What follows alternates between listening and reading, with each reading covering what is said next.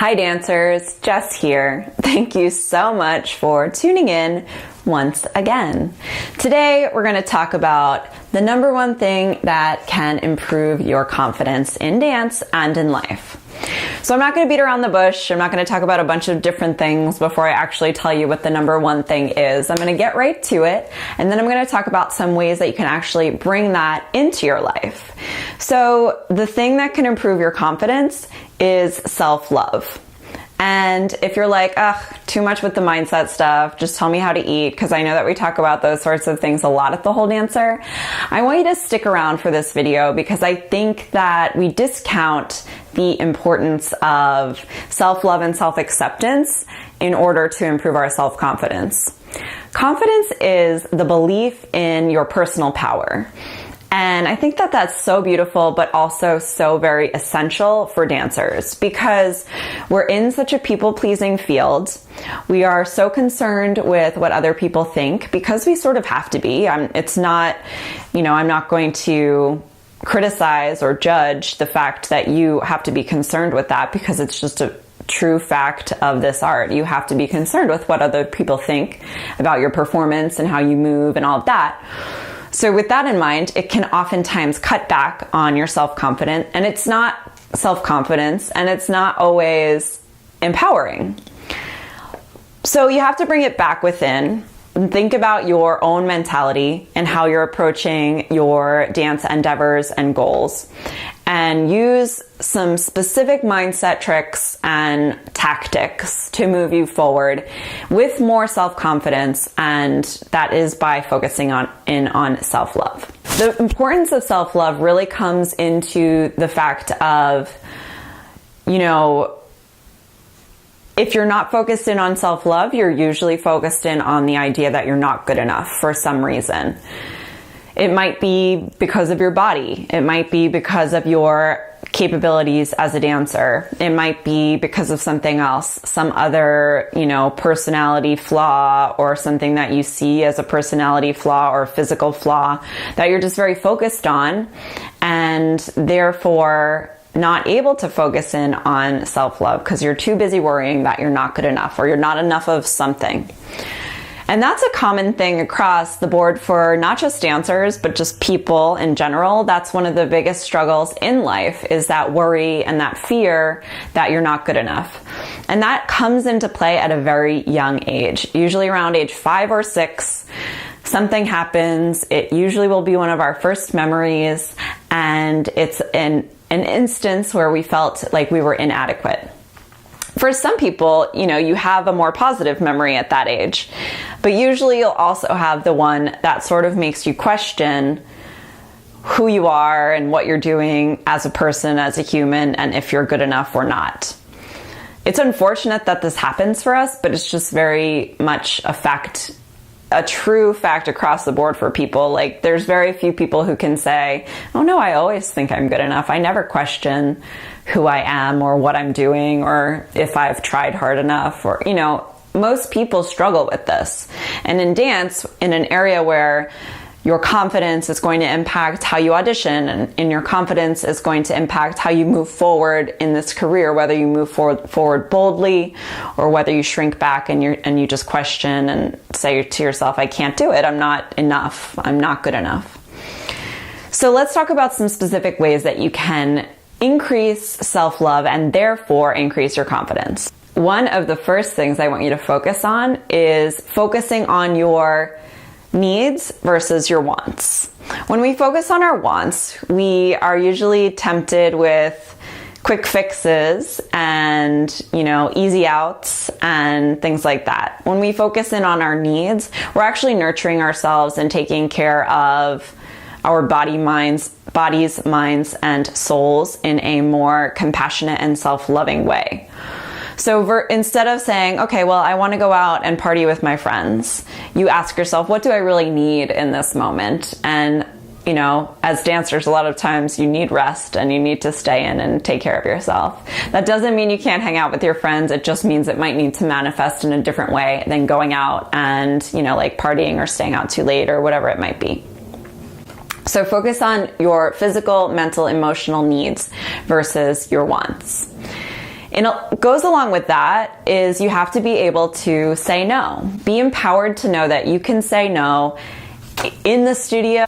If something is being asked of you that is outside of what you should be doing in dance, you can say no. If something's being asked of you at work and they want you to, take on an extra shift or work overtime or whatever it might be, even if you're available, you have every right to say no. You don't have to feel like you always have to say yes. Dancers are people pleasers, and we often fall into this where we just, somebody asked for something, so we just say yes. We don't even think about ourselves or our own personal needs. We just say yes and allow others to kind of like dictate our lives and move us forward in a specific direction, where that's not necessarily going to be the best step for you to do next. So know that you can say no and take power in that. Practice it. Let me know how it goes, because we don't say no enough. You can say no to friends. If somebody asks you to go out with them and hang out, or asks you to do something and you don't really want to, you can just say no, and you don't have to give a reason. Just say, I can't do it tonight. If anyone ever presses you for a reason why the answer is no, you should know that you can always say, it's personal. I'm sorry, I can't share with you, but I can't do it. That's enough. Nobody should ask for anything more than that.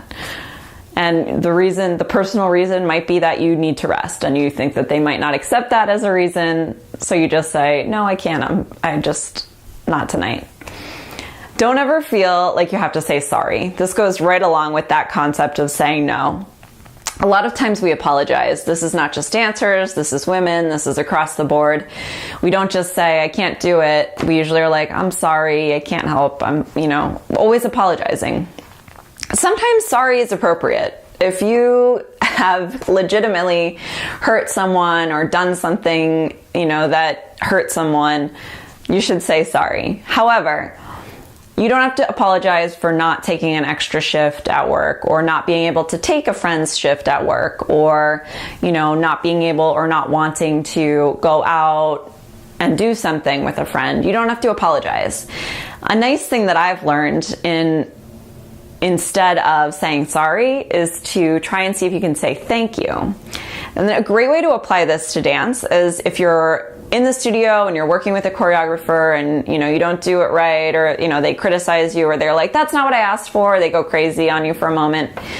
Instead of saying sorry and like shrinking down and being weak and feeling weak, because it really tears us down. The thing is, it's not that you're necessarily weak by saying sorry, but it just kind of like makes you feel that way. So instead of saying sorry and tearing yourself down, you can say thank you. So say, thank you so much for the feedback. Can I try it again? Thank you so much for taking the time to share this piece with me. Can I try again? By saying thank you and then also asking for another opportunity, it's super empowering, and I think it's going to impress most choreographers because they're probably used to the apology much more than the thank you. So it's kind of asserting that confidence for yourself. Even if you don't fully believe it in the moment and you feel like you should be apologizing, it's going to help you to feel more powerful as a dancer and artist in the long run and in the moment moving forward. But something that we all need to work on is silencing our inner critic. So your inner critic, once again, is usually this voice that has come up from a young age. It came into your head and you've had a very hard time letting it go. And in fact, when the inner critic comes in, we have given it a lot of power usually over the years. And, in life, anytime something has not gone as we wanted it to, we tend to allow that to be fuel for your inner critic to get even stronger, where we need to be really working on bringing our inner cheerleader out a lot more and allowing that person and that positive inside person, that positive inner voice, to lead the way. So just like anything, mindset stuff, it gets stronger when you give it more power. So the more you say to your inner critic, you need to just go away and shut up and stop coming in here, you're wrong, and allowing the inner cheerleader to come in and say to yourself, I've got this, I can do it, I know I'm enough. I know I'm good enough. I know I'm getting better every day and working on improving. The more you allow that positive voice to speak up and be strengthened, the stronger she gets and the more she'll show up. So start to practice that daily. Work on it. It's a work in progress. It doesn't happen overnight. Your inner critic obviously has had a lot of time to get strong, many years of self-criticism. To allow that inner cheerleader to get stronger, it's definitely going to take time as well.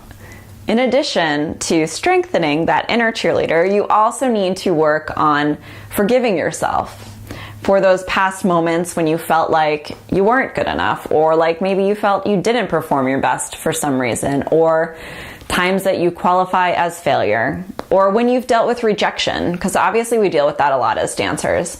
So by going back and forgiving yourself for the times when you feel maybe you didn't perform at your best or didn't live up to your own personal expectations for yourself, the more powerfully and more confident you'll be able to move forward. There are things in life that we look back on and we say, gosh, if I had not made that decision, maybe my life would have been better. Like, we look at things that way and we blame ourselves for those moments. So it's a constant progress, a constant process of forgiving yourself in order to move forward powerfully and confidently into whatever comes up next.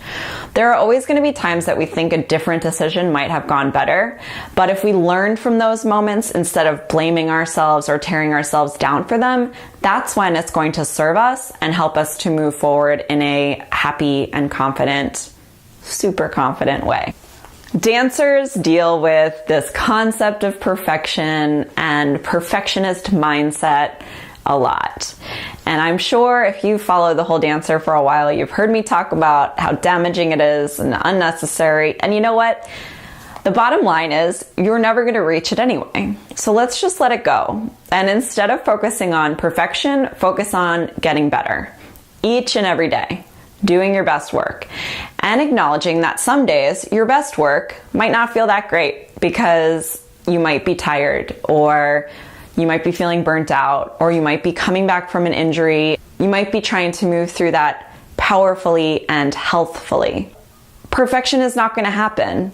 Even if we were to talk to all the top dancers, all the ones who we all envy and look at and say, oh God, she's perfect.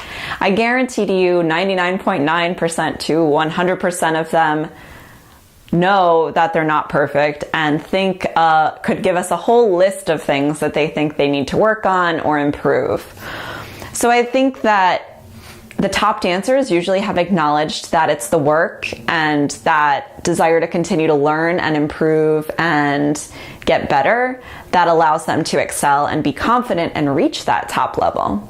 Because they all know that they won't be perfect, so they just strive toward getting better and better every day. They might call it striving for perfection, but they've also acknowledged that it's not the key element to success, and that in fact, in order to be happy and successful, you really have to define that for yourself within the frame of self-love and building up your confidence. When you're building up your confidence with self-love, that's how you're going to move forward more powerfully and more strategically.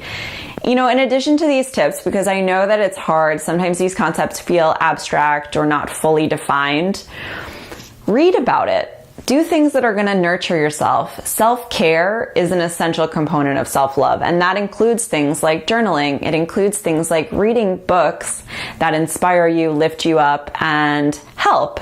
Self-help books, those are it's my favorite genre. I always say the self-help genre is my favorite. But it's because I know how important it is to look at mindset and how you're thinking about things in order to move forward powerfully and confidently. Thank you so much for tuning in once more, and I really hope that hearing about the importance of self-love in the establishment of self-confidence has helped you to see some ways you might change or shift in order to move forward in a more positive way. I would love for you to give me a little thumbs up on this video. If you haven't already subscribed to the Whole Dancer channel, go ahead and click the subscribe button below. Each and every week, I will come out with at least one new video. And if you haven't joined the Whole Dancer email list, head over to thewholedancer.com/tips and sign up for the list. When you do, you will get my 50 tips to getting back into dancing shape. And that includes not just physical, food sorts of tips, but also mindset stuff, because as we've established in this video, it's an essential piece. When you start to focus in on the mindset around things and look at self-love as not an abstract concept, but actually something that you can put into practice for yourself, that's when you start to see these positive shifts happen much more easily. And you'll start to see positive things happening for yourself when you look at yourself in a positive light. If you're seeing yourself in the negative, you're focusing on negativity, and that's what's going to manifest in your life.